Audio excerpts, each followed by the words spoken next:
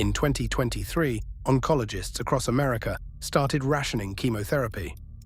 Not some exotic new drug, cisplatin and carboplatin, the cheap generic backbone of cancer treatment, used for 50 years, costing a few dollars a dose. About 1 in 5 cancer patients rely on these platinum drugs, and hospitals were suddenly cutting doses and deciding who to treat first.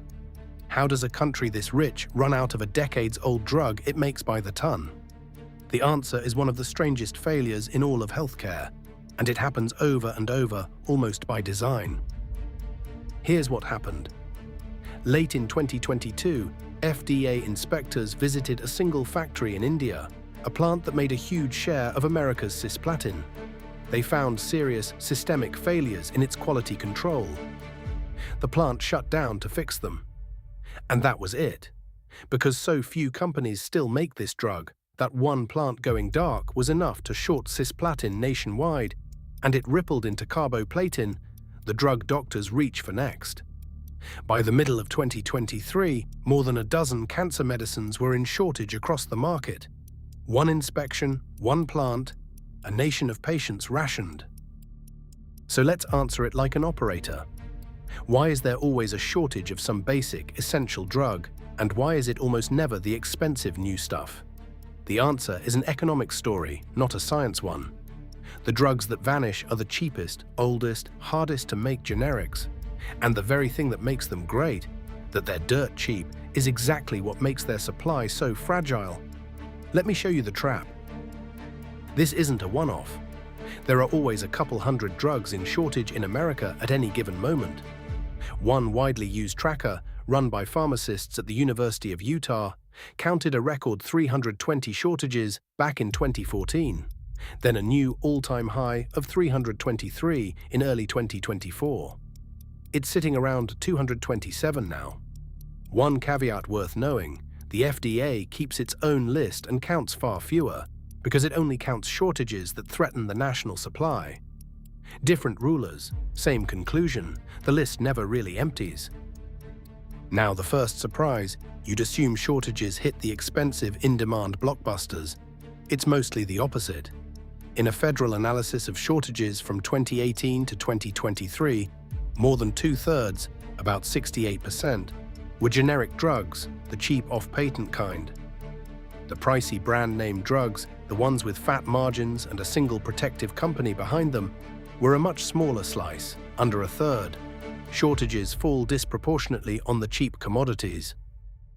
And they cluster in one category above all: sterile injectables.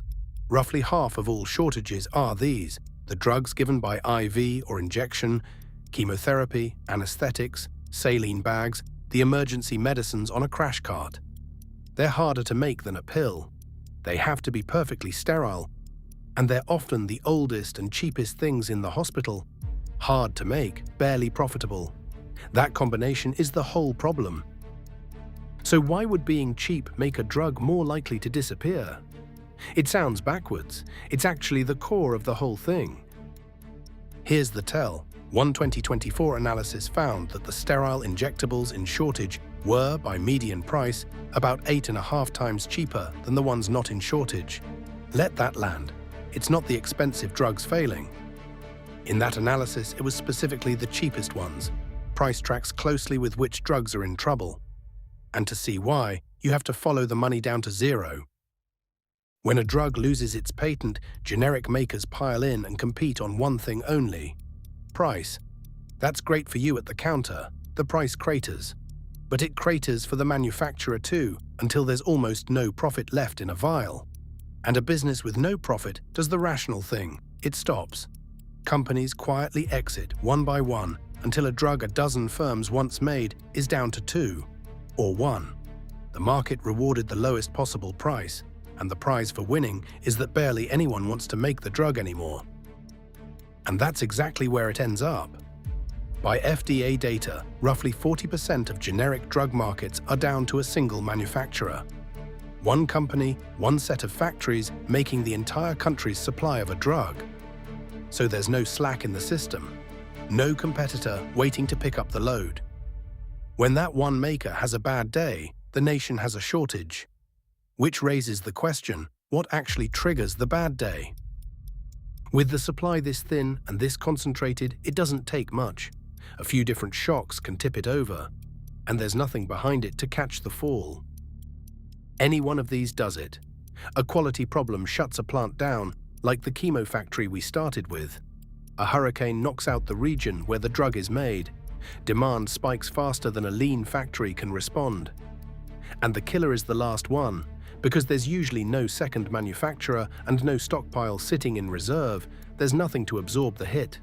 In most industries, a supplier failing is an inconvenience. Here, it's an instant national shortage. And often, we don't even know exactly why. In one recent year of tracking, about 59% of shortages had no publicly disclosed cause at all. Manufacturers notify regulators, but the reason a drug went short frequently never becomes public. So a medicine vanishes from hospital shelves and the explanation is simply a blank. That opacity is its own problem. It's hard to fix what no one will explain. There's a geography problem too. The active ingredient, the actual chemical in the drug, mostly isn't made here. As of 2024, only about a quarter of the facilities registered to make ingredients for US drugs were located in the United States. Much of the rest, and much of the raw material for critical injectables, traces to plants in China and India. So a regulatory crackdown, a trade fight, or a factory problem on the other side of the world can ripple into an empty shelf in an American hospital with no quick substitute. The clearest example wasn't even a drug, it was salt water. For years, Puerto Rico manufactured more medicine for the mainland than any US state, including much of the country's small IV fluid bags. When Hurricane Maria hit the island in 2017 and knocked out the power grid, those factories went down, and weeks later, hospitals across the mainland were rationing something as basic as a bag of saline, improvising with syringes and oral fluids. One storm, one island, a nationwide shortage of the simplest thing in medicine. That's what no buffer looks like. And these shortages don't snap back. Half of all active shortages last 2 years or longer. And for injectables, the median drags out to about 4.5 years. Even when a maker ramps production back up, recovery is partial. By one FDA review, only about 30% of shorted drugs ever return to their full, pre-shortage supply. A shortage isn't a blip. It's a slow, grinding scarcity that can outlast the patients waiting on the drug. Now, you might be thinking about Ozempic and the weight loss drugs, which were also hard to get. But that's a completely different story. And it proves the point. Those are expensive, patented, wildly profitable brands. They ran short because demand exploded faster than a rich company could build factories. And because the money was there, supply raced to catch up, and the FDA eventually cleared them off the shortage list. Compare that to cisplatin, no demand surge, just no money in it, few makers, and a shortage that lingers for years. When a profitable drug runs short, the market rushes to fix it. When a cheap one does, the market shrugs. None of this is free. By one industry survey, US hospitals spent around $900 million in a single year, just on the labor to manage shortages, pharmacists hunting for substitutes and reworking doses.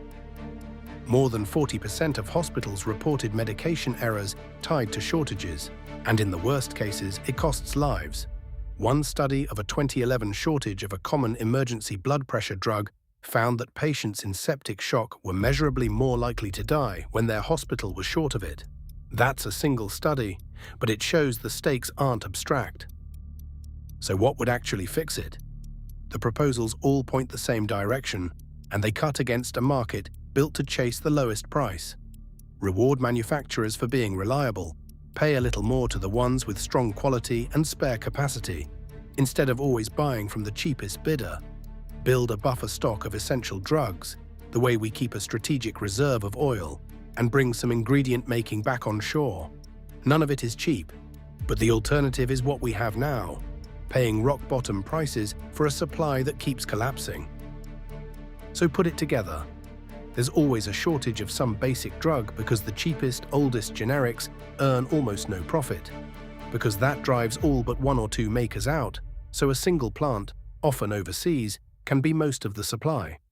And because there's no reserve, no backup, nothing to catch it when that maker stumbles. The low price you love at the pharmacy is tied to the reason the drug isn't there some mornings. It's not a glitch in the system. For these drugs, it is the system. If you want the operator's view of how healthcare actually works, the systems behind the headlines in plain English, the breakdowns are at shanewelter.com/free. Next question in this series.